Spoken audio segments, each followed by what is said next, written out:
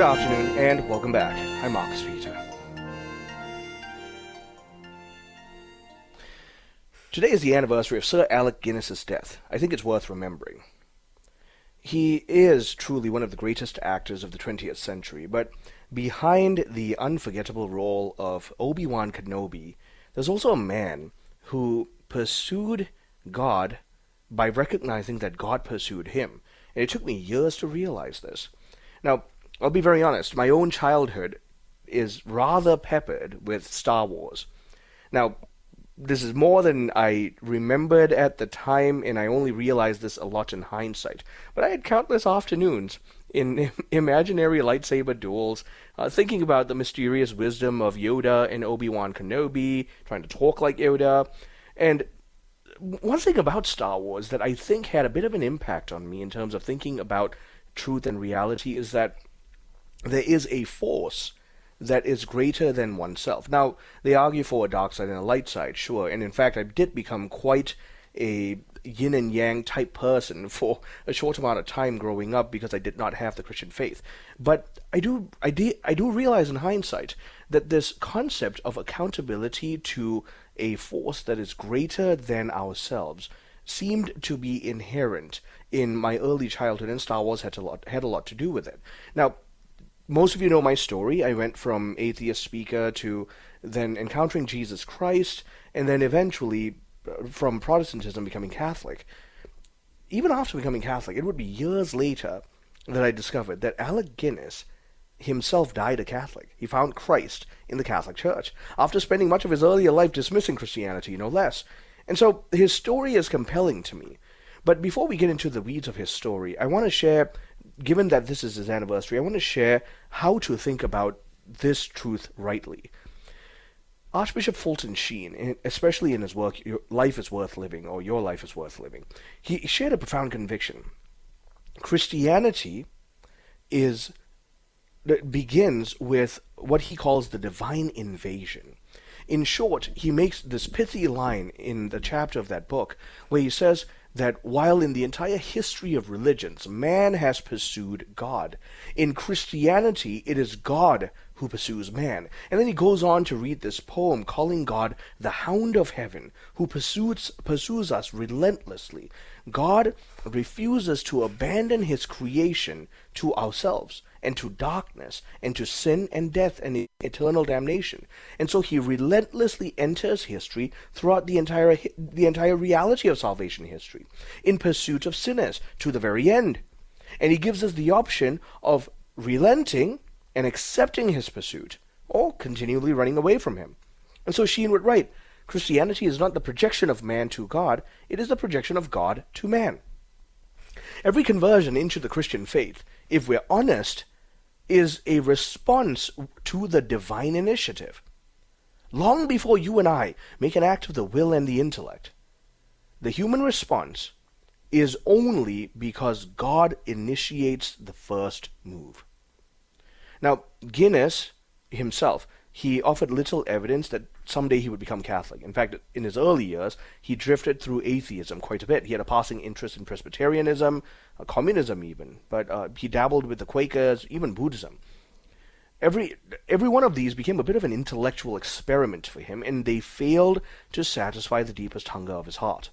He would later admit that Christianity held little attraction to him because he viewed it through layers of inherited historical prejudice, and he didn't have a personal encounter.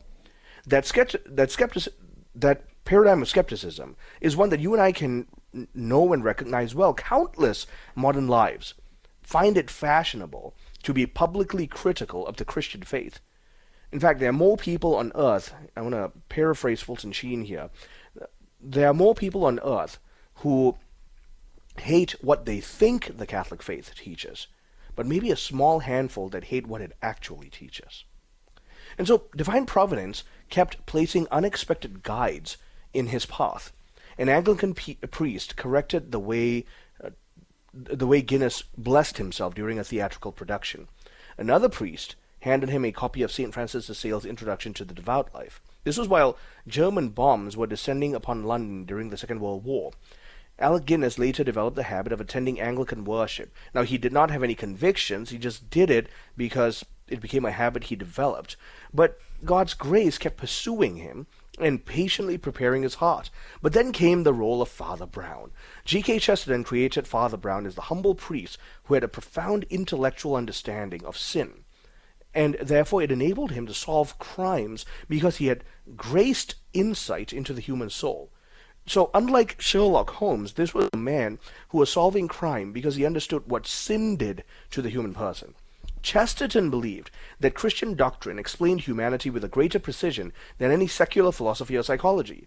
Only the gospel, fully understood, gives both human dignity and human corruption its proper lenses. And so Guinness accepted the role, but he thought it was another acting assignment for a noteworthy literary character. He had no idea what would happen next. While they were filming in a remote French village, Guinness was walking home, and he was wearing his priestly costume, his cassock.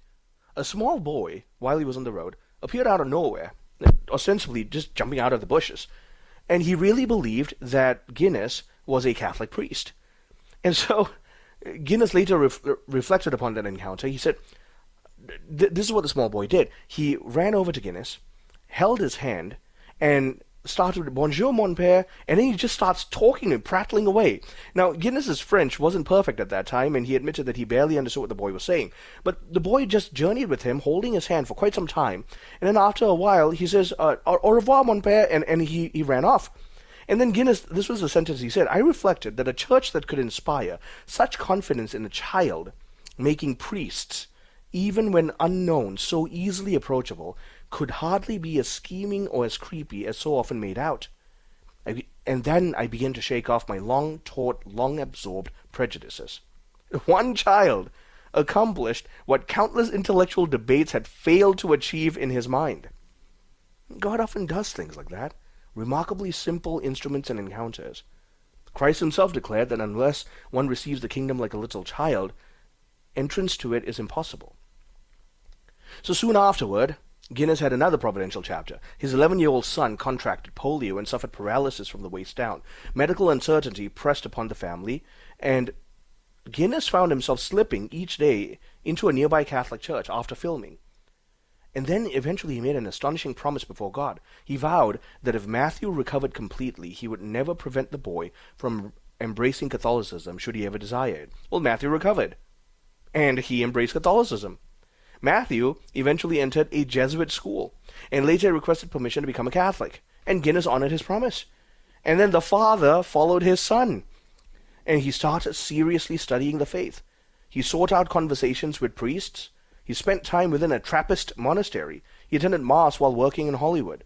And eventually he resolved his remaining concerns, especially regarding papal infallibility and indulgences, and then he entered into full communion with the Catholic Church in 1956. His story of conversion is wonderfully restrained, and I recognize it. Genuine faith takes time sometimes. And Guinness wrote that there had been no great emotional upheaval, no great insight, no proper grasp of theological issues, just a sense of history and a gradual fittingness of things. That's profoundly true about the Catholic faith. God's grace works in time. And yes, the Church in a 2,000-year history has the irrefutable accumulated evidence to demonstrate the credibility of every single one of her claims. They cannot be refuted because Christ herself is her Lord and Master. Augustine, if you think about his confessions, describes his own conversion in similar language. He confessed that God had pursued him long before he finally surrendered, and he writes, "You've made us for yourself, O Lord, and our heart is restless until it rests in you." Augustine eventually discovered that the restless seeking of every human heart is a hunger for Jesus Christ. And so, as we end this commentary, I want to assure you of two things. Number one, all of us are aware of people who are running away from the faith or who have rejected it completely. Christ is relentlessly pursuing them. But more importantly for us, Christ is relentlessly pursuing us. Let us yield to it, and let us find rest in knowing that we were made for him. Stay tuned, I'm Marcus Peter.